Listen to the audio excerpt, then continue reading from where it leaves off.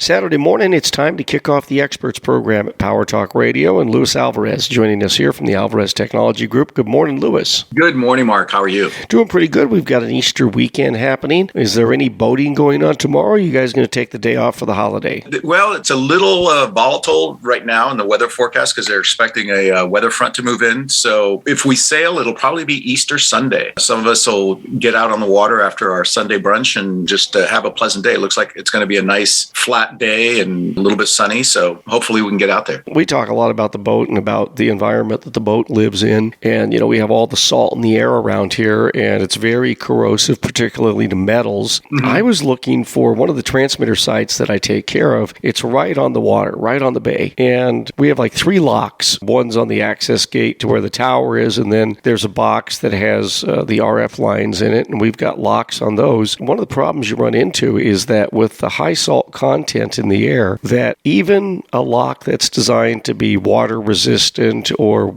weather resistant will get corroded very quickly in this environment. So when I was at the hardware store recently, I asked a guy, well, what could I spray? Is there any sort of coating that I can put on these locks? And he recommended a product called Fluid Film, which is lanolin based. And I got to tell you, Luis, you spray this stuff. It has like a little red extender for the nozzle, like say WD-40 has. And you can spray this stuff on any metal surface. And it's not gelatinous, but it just sticks there, just stays there. It protects from any corrosion, and it also lubricates at the same time. Then if you want to use the lock or whatever it is, just wipe it off with a cloth. And you wipe it off with a cloth, and it doesn't feel greasy or sticky or anything like that. And then when you're done, you just spray it again. And it works really, really well. I'm glad I found this stuff. That's interesting. It is, I can tell you, a very corrosive environment on the boat. You're, constantly using fresh water to water off anytime you go sailing afterwards, because you don't want that salt water to stick to anything. But despite all your efforts, you're gonna get a little rust, and you got to get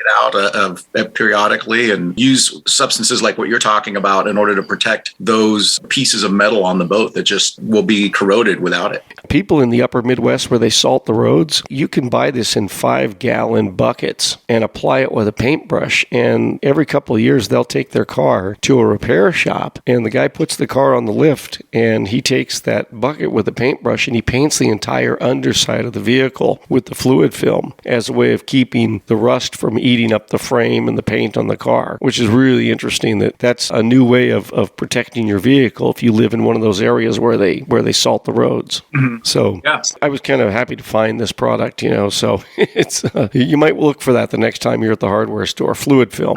Good stuff. I'll check it out for sure. Right. Hey, let's talk a little digital spring cleaning, because spring cleaning is like a rite of passage. And we do spring cleaning around the house and the yard, but there's spring cleaning that we need to do with our tech products, particularly our computers. What does that comprise of? Well, spring is always a good time to take a look at how you use your computer and your digital assets and see how you can reduce what we now call your digital exhaust. That is all of those things that you leave behind online through social media and all the websites that you buy products from and things like that. And ask yourself, do you still need them? So, for example, are there online accounts that you set up at shops that you might have purchased something from years ago that are still sitting there with your user credentials? And sometimes those user credentials can be compromised by breaches. So the fewer places where your credentials can be found, the better. So if you're not shopping at certain sites anymore, go in and delete those accounts. Just say you want out. There's an easy way to do that. When you log in, you can just delete the account and it goes away. So that's one method. Similarly, if you have social media accounts that you no longer use, if you were on AOL at one point and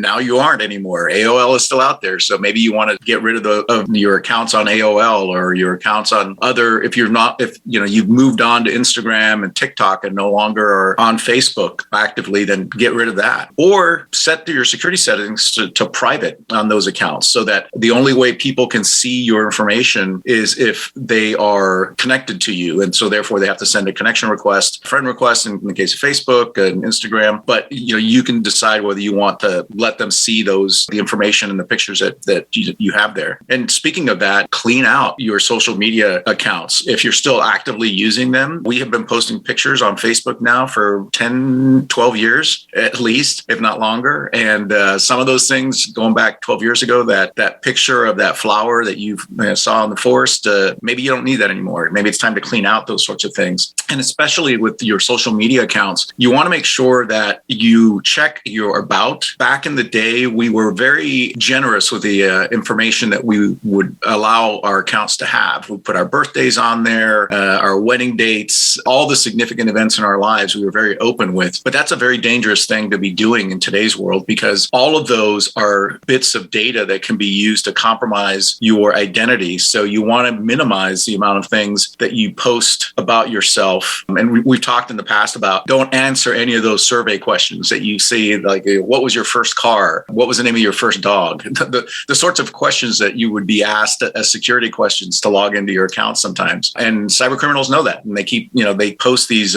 what seemingly are benign questions that become kind of a thread. And in reality, what they're doing is collecting critical information for their attempts to hack accounts. And then when you look at your devices, like a lot of us have had smartphones for a while. And when you replace your phone, if you do that, those apps that were on the old phone automatically appear on your new phone. But many of us don't use those apps anymore. So go in and clean those things out, because unused apps can be dangerous, especially if they're being used by the bad guys to gather information from your phone without you knowing about it. For example, you have an account with a business, you've closed the account, you want to go online and eliminate your presence, and you find that they don't have a button, they don't have a way for you to eliminate your information with them. And you call them and they tell you, well, that's not an option. We don't have a way for us to eliminate your information from our website. What are your options? Well, one of the things that you can do is look for the place you really want to remove your data from is the data brokers. These are folks that offer up data that they've collected